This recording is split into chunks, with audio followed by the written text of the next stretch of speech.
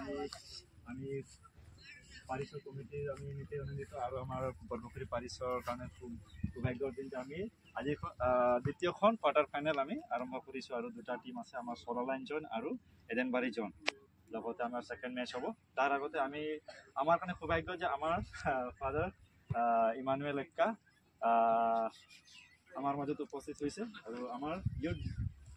জোনালৰ youth in-charge হিচাপে তেখেতক in-charge দিয়া হৈছে নেক্সট পিছতো আমি আকৌ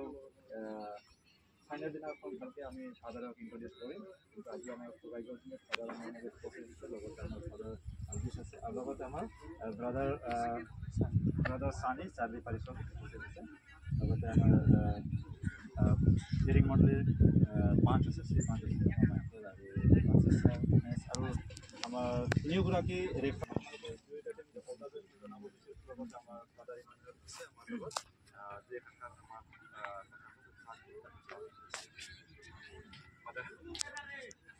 সকলোকে জয় যিছো তোমালোকে এটা ভাল উদ্দেশ্য লৈ আমি এটা খোলা কিতাপ বুলি য'ত নেকি আমি পঢ়োঁ কোন ল'ৰা কোনটোত ইণ্টাৰেষ্ট আছে তাৰ অনুসাৰে আচলতে মানুহবিলাক আগবাঢ়ি যায় সেইকাৰণে নিজৰ টেলেণ্টটো দেখুৱাব এইটো আজি ভাল সুন্দৰ সুবিধা পাইছে নিজৰ টেলেণ্টটো দেখুৱাবলৈ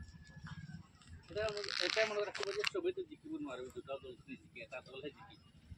সেইকাৰণে নিজৰ টেলেণ্টৰ বিষয়ে ভাল প্ৰদৰ্শন কৰিব যাতে তোমালোকেও আনন্দ পাবা খেলিবৰ কাৰণে চব মানুহ আনন্দ গতিকে মই বেছি নাপাওঁ বেছি ভাল তোমাৰ সকলোকে ভাল আৰু আগবাঢ়ি যাবলৈ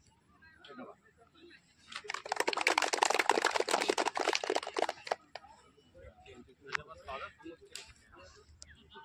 সকলো প্লেয়াৰক আমি হেণ্ডশ্বেক মতামত